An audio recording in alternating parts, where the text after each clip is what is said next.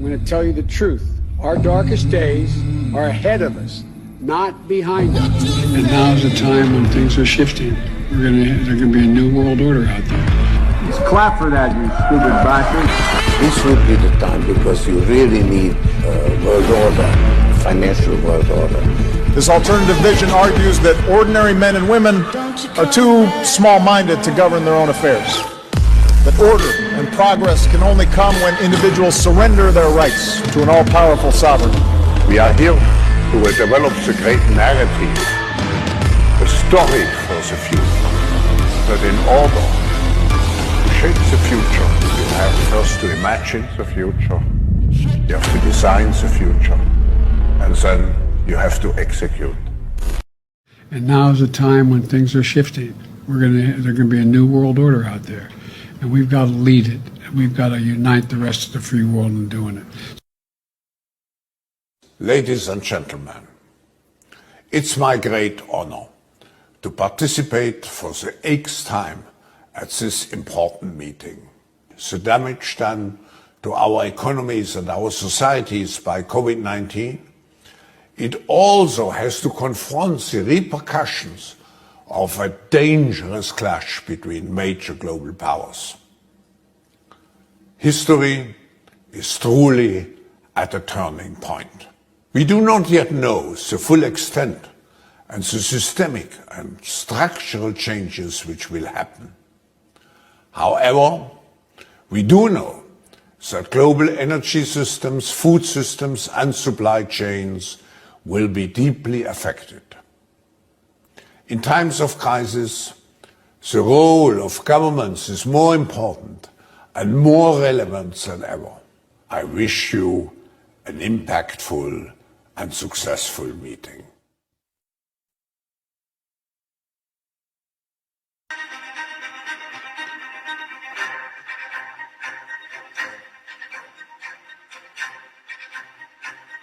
Peace and stability are critical for continued economic progress and to secure a brighter future for generations to come.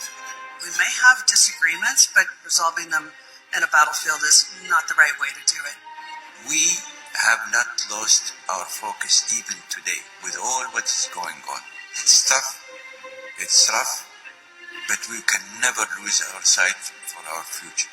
Swiftly when the pandemic hit, and I promise you, we are there for our members who need us now. The old traditional financial system that we've had is kind of broken. Well, we already know the name of the new system of accounting. It's called blockchain. And the new system of money is digital money. And let's be totally engaged. Waiting is bad for the planet. Because technology is growing like this, right? Exponential. But we're growing like this.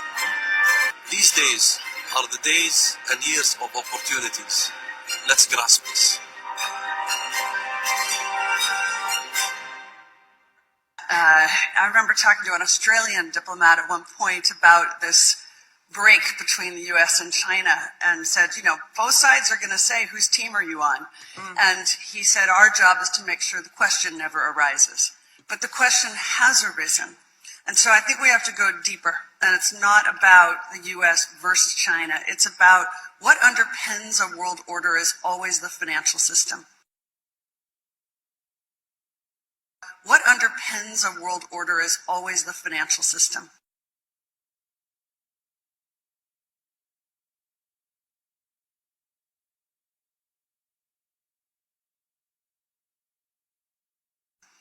I was very privileged. My father was an advisor to Nixon when they came off the gold standard in '71, and so I was brought up with a kind of inside view of how very important the financial structure is to absolutely everything else. Of how very important the financial structure is to absolutely everything else. And what we're seeing in the world today, I think, is we are on the brink of a dramatic change where we are about to, and I'll say this boldly, we're about to abandon the traditional system of money and accounting and introduce a new one. And the new one, the new accounting, is what we call blockchain. It means digital. It means having a almost perfect record of every single transaction that happens in the economy. It means having a almost perfect record of every single transaction that happens in the economy, which will give us far greater clarity over what's going on. But also, this new money will be sovereign in nature. Most people think that digital money is crypto and private, but what I see are superpowers introducing digital currency. The Chinese were the first. The U.S. is on the brink, I think, of moving in the same direction. The Europeans have committed to that as well. And the question is, will that new system of digital money and digital accounting accommodate the competing needs of the citizens of all these locations so that every human being has a chance to have a better life? Because that's the only measure of whether a world order really serves. Feels weird, right? Yeah, it feels weird. I feel like I'm stealing. Yeah. And they don't have a cashier. Because here, new technologies are embedded into just about every part of the process. First, there's Amazon Go. It's a convenience store which is completely unmanned. To enter, you have to use an app and scan these turnstiles. And then when you're ready to leave, it automatically knows what you picked up and it charges your account. So no matter what you grab while you're in the store and whatever you put back, it just knows. And it's only when you exit that you're actually charged for what you bought. There are about 30 Amazon Go's right now in New York, San Francisco, Chicago, and Seattle, but there could be hundreds of them soon. Then there's the Amazon grocery store concept called Amazon Fresh. This is crazy because every time you put something into your cart or even take it out, the technology is able to capture it in real time. I am pretty impressed. I'm not actually going to buy this though. Yeah. See, thank you. So by the end, you can just walk on this flooring and you're automatically charged for your groceries. I guess I'm done. I kind of feel like I'm just stealing everything because I didn't have to go to a counter. Amazon Fresh is aggressively opening around the US with plans to eventually have 1,000 of these stores. And in both of these video tours, I saw a ton of comments of people freaking out saying, OMG, Amazon is going to kill jobs and replace everything with robots. So it made me curious, is Amazon actually killing jobs? For more than 5 years, critics have called Amazon out for saying that it's killing American jobs. But if we look at some of the numbers, well, technically Amazon has created more jobs every year. 4 years ago, Amazon had power choose to. They can decide to debank you overnight. They turn off the switch. Now imagine what happens if your bank account is shut down and cash doesn't exist. Well, you can't eat. You can't buy food. Done. You can't use transportation. You can't rent an apartment. They can literally destroy your life in a second. This is happening today in China. Social credit score system rank its citizens based on their online behavior. The state will go over every detail of a person's life with a fine-tooth comb. Their financial situation, spending habits, career, even behavior on social media. People who have a negative credit score on that system are denied access to public transportation. They're denied access to airlines, they're denied access to trains, they're denied access to jobs in the government, they're denied access to apartments to rent. They're doing that today. Now, today, those people have cash to go back on. What happens when there's no cash? This very misguided idea that if you eradicate cash, you'll eradicate crime. Which of course you won't, because people will substitute cash for something else. And also, if the only people who are allowed to be intermediaries are the large corporations, they will commit the crime. It's like if you want to rob a bank nowadays, the best way to do so is to have a banking license. Then you can rob the entire bank and or country with complete immunity. If you rob one person and steal 20 pounds from them, you're going to jail and you're going to spend a long time there. If you rob 2 million people of their homes and mortgages, right? If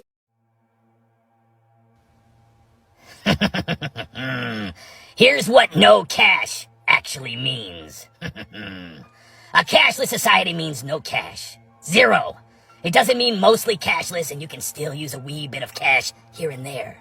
No, cashless means fully digital, fully traceable, fully controlled. I think those who support a cashless society aren't fully aware of what they're asking for. A cashless society means if you're struggling with your mortgage on a particular month, you can't do an odd job to get you through. Your child can't mow the neighbor's lawn for a little spending cash. No more cash underneath the child's pillow from the Tooth Fairy or in a birthday card from the grandparents. No more piggy banks for your child to collect pocket money and to learn about the value of earning. No more cash for a rainy day fund or for that something special you've been saving for. No more charity collections. No more selling odds and ends from your home that you no longer want nor need for a little extra cash. No more cash gifts from relatives or loved ones. What a cashless society does guarantee: banks have full control of every single penny you own. Every transaction you make is recorded. All your movements and actions are traceable. Access to your money can be blocked at a click of a button. You will have no choice but to declare and be taxed on every penny in your possession. The government will decide what you can and cannot purchase. If your transactions are deemed in any way questionable by those who create the questions, your money will be frozen for your own good. Forget about cash being dirty. Stop being so easily led. Cash has been around for a very, very, very long time. And it gives you control over how you trade with the world. It gives you independence. The virus has the same chance of being on a credit card as it does being on cash or coins. If you cannot see how utterly ridiculous this is, then there is very little hope for you. If you're a customer, pay with cash. If you're a shop owner, remove those ridiculous signs that ask people to pay by card. Cash is a legal tender. It is our right to pay with cash. Banks are making it increasingly difficult to lodge cash, and that has nothing to do with a virus. Please, open your eyes. Please stop believing everything you're being told. Almost every single topic in today's world is tainted with corruption and hidden agendas. Please stop telling me and others like me that we are what's wrong with the world when you hail the most corrupt members of society as your heroes. Politics and greed is what is wrong with this world, not those who are trying to alert you to the reality in which you are blindly floating along whilst being immobilized by irrational fear. Fear created to keep you doing and believing in exactly what you are complacently doing. Pay with cash. Say no to a cashless society while you still have the choice. On here, right? What's going on here is with this central banking digital currency. If you get to that situation where you end up with the Chinese social credit system in the West, why would anyone want to do that, right? I believe we're in a moment of the Gutenberg press. Go back to when the printing press was invented. Technology disrupts power structures. It always has. Printing and its invention was a new technology. What happened when they invented the printing press? The power structures who up until that point were reading the Bible for you and were telling you that you've got to pay this priest X amount of favors and he'll forgive you your sins. And that became a bribery system, right? Which is what Martin Luther was so upset about when he pinned his thesis to the wall. The printing press disrupted that power dynamic because people could read the Bible for themselves. And they began realizing that the power structures were manipulating what was written to control people. Now, nobody in hindsight is going to argue that printing and its invention is a bad thing for humanity. But at the time, it led to war. It led to the 30 Years' War in Europe. Because it disrupted power so much that people began rising up, and it led to this 30-year period of war, which eventually led to the Reformation, and the rest is history, right? What's today's Gutenberg press? The internet. The decentralization of information, and then because of that, the decentralization of currency in the form of crypto is disrupting power. Because the way that after the revolution of the Reformation and the printing press, control was still possible, though obviously not to that level, which is why we no longer have those absolute monarchies. But control in a nation-state context was still possible to an extent because the money supply was controlled. Now what's happening is that the invention of the internet, with the decentralization of information, and in particular here the decentralization of currency in the form of cryptocurrencies, is disrupting those power hierarchies, and it's leading to this conflict now. And we're in a moment when the printing press was invented, the powers that be needed to try and hold on to that power as the 30 Years' War kicked off. They eventually lost it, but to hold on to it they became very brutal because they were losing their grip on power. Today, to have the infrastructure in place that you can have a checkpoint Charlie society, so that when the central banking digital currencies are in place, that infrastructure is already there because people were so scared they voluntarily allowed you to put that in place, so that you can maintain your grip on power, because what's coming around the corner is the decentralization of everything, of media, therefore of narrative, and of course remember, whoever defines the truth gets to define reality. Decentralization of the economy through crypto, You no longer have the power to define the story and control the money supply.